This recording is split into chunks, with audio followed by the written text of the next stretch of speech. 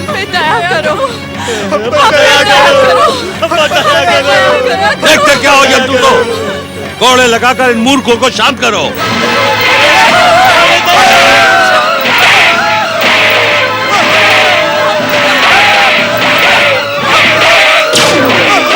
ज्येष्ठ भ्राता यमदेव। ज्येष्ठ भ्राता, हम आपके अनुज अश्विनी कुमार हैं। हमारे पिताश्री के जब तब व्रत के कारण श्री हरि विष्णु ने प्रसन्न होकर हमारे पिताश्री सूर्य देव के शरीर से ही उत्पन्न किया है।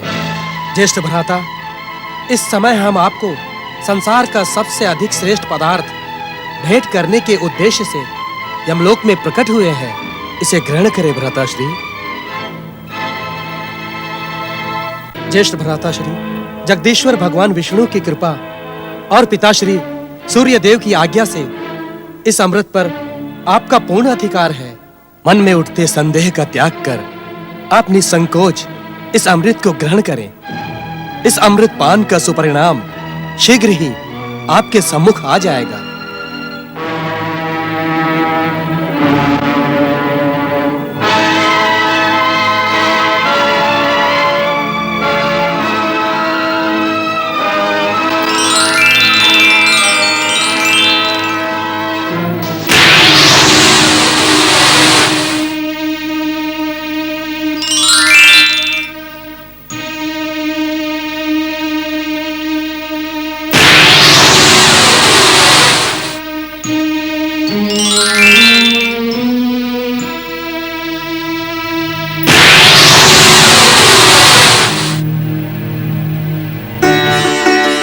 ऋचो, इस अमृत का पान करने से मेरे मन में दया और प्रेम की भावना जागृत हो रही है।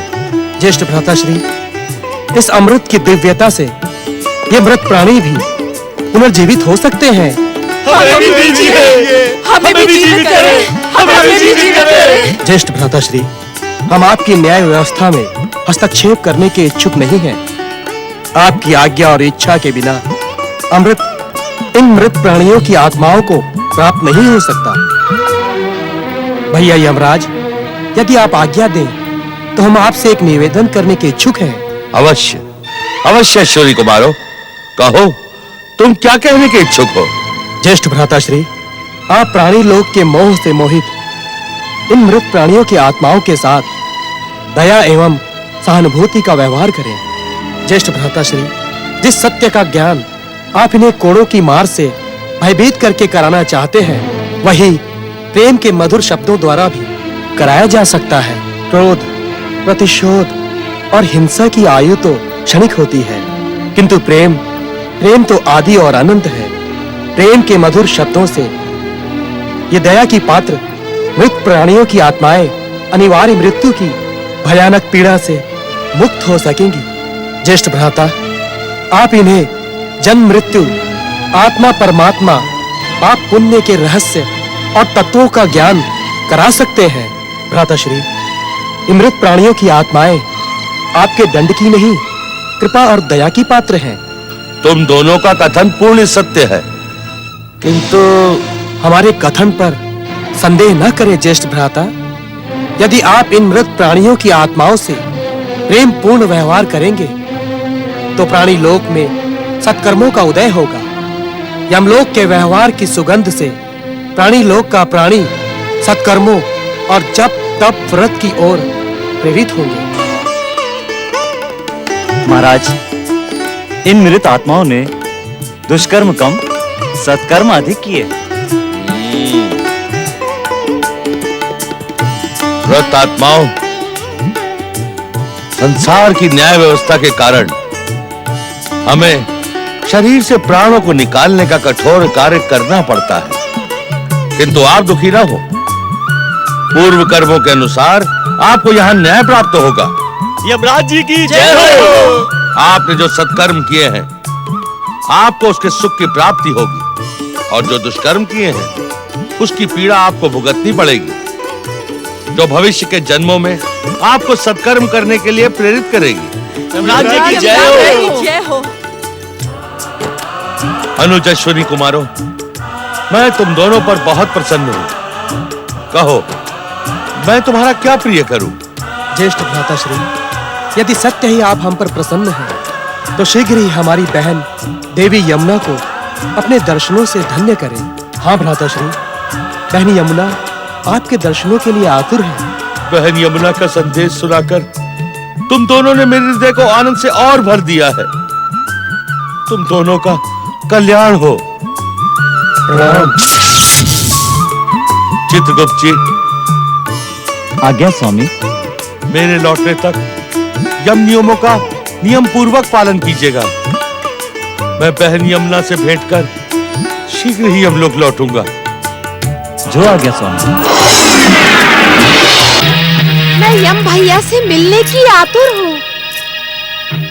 क्या अश्विनी कुमारों ने यम भैया तक मेरा संदेश नहीं पहुँचाया?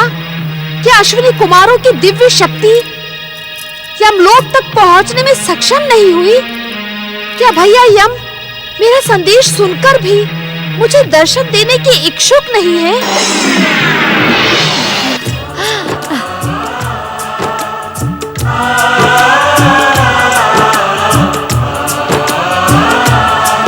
बहन यमुना, उद्विग्न ना हो। मुझे तुम्हारा संदेश मिल गया है। मैं यमलोक की एक समस्या सुलझाकर शीघ्र ही तुम्हारे समीप लौट कर आऊंगा।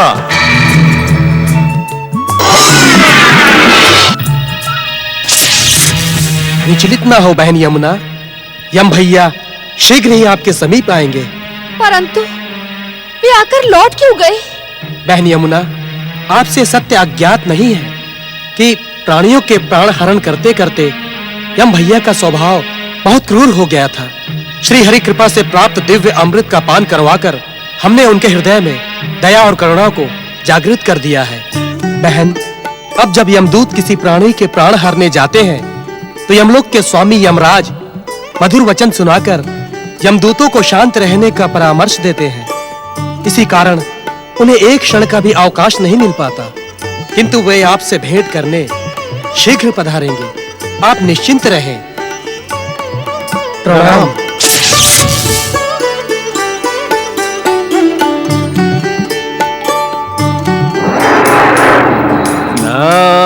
नारायण नारायण।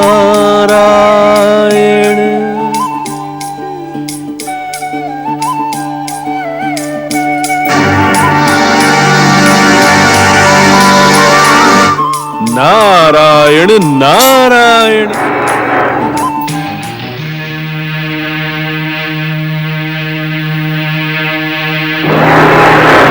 नारायण नारायण। जिनके अट्टहास का स्वर बिना बात को संसार में गूंजता रहता है, वो आज इस प्रकार निराश, शांत और उदास क्यों है? नारायण नारायण। जगदीश्वर भगवान विष्णु के इच्छा संसार में शनिदेव के पनौती के नाम से प्रसिद्ध ढैया और साढ़े साती तुम्हारी उदासी का रहस्य जानने को नारद का जिज्ञासु मन विचलित हो रहा है। शनिदेव के अनुचरों, अपनी उदासी का कारण तो मुझे बताओ। शनि भक्तों, क्या तुमने भाग्य विधाता शनिदेव को प्रसन्न करने के लिए मौन व्रत धारण कर लिया है? तुम मेरी बात का उत्तर क्यों नहीं देते? नारायण नारायण। ढैया साढ़े साती, मेरी बात का उत्तर तो दो। भक्तराज नारद जी, शनिदेव की पनौती के रूप में विख्यात ढैया और साढ़े साती को मौन देखकर आप चकित न हो।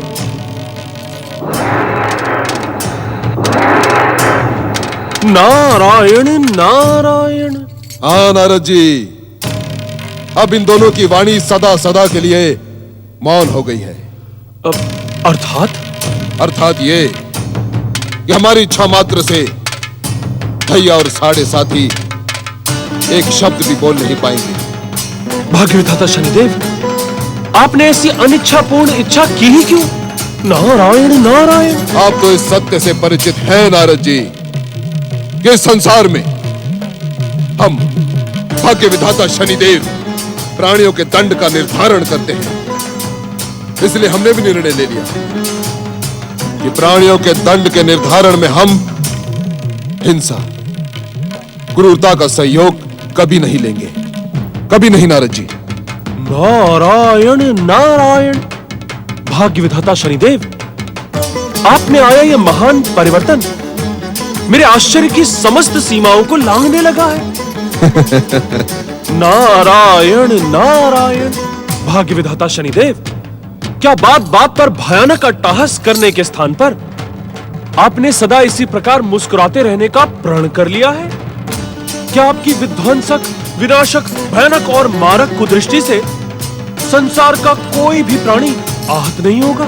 नारद जी, इस संसार का कोई भी रहस्य आपके लिए रहस्य नहीं।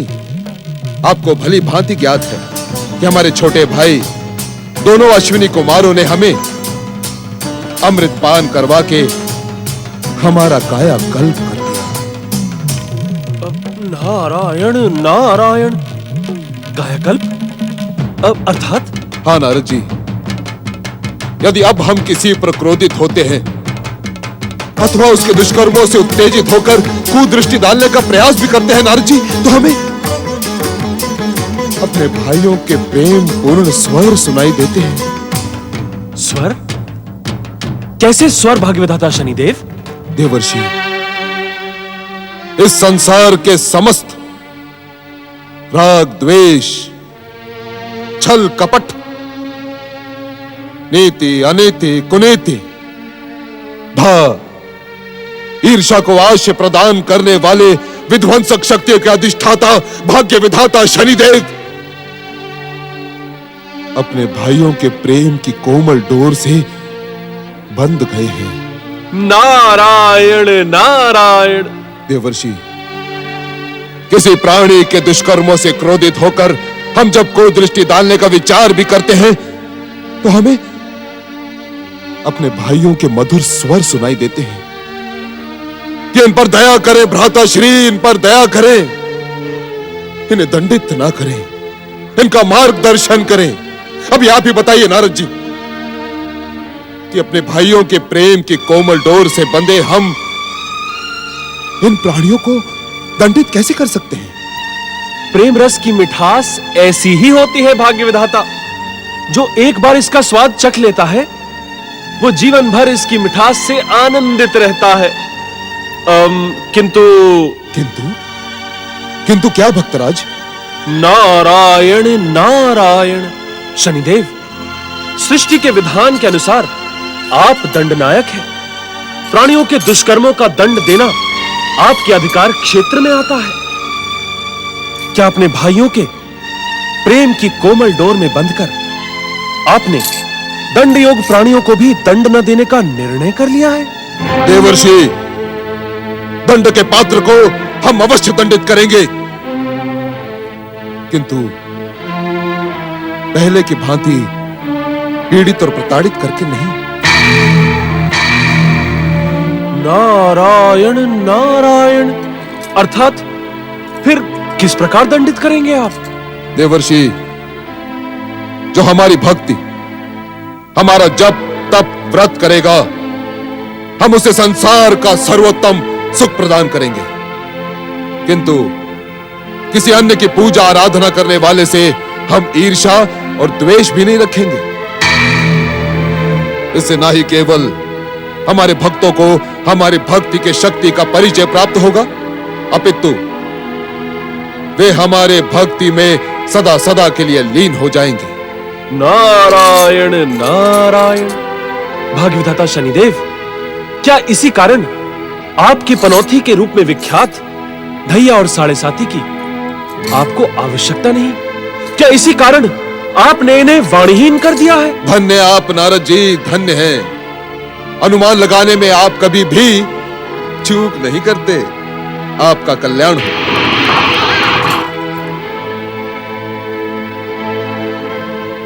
निराश न हो ढैया और साढ़े साती। सृष्टि चक्र में कभी भी एक सा समय नहीं रहता और समय चक्र के परिवर्तन के साथ आपको अपने स्वामी की कृपा अवश्य प्राप्त होगी। सुख के बाद दुख और दुख के बाद सुख आएगा ही। नारायण नारायण। भैया यमदेव की प्रतीक्षा करना व्यर्थ है। उन्हें अपने कार्य से कभी अवकाश नहीं मिलेगा। ऐसा प्रतीत होता है कि भैया यमदेव की अब मुझसे मिलने की कोई इच्छा नहीं है। अपनी बहन के प्रति उनके प्रेम में दिखावा ही शेष है। अब मुझे अपनी जलधारा में विलीन हो जाना चाहिए।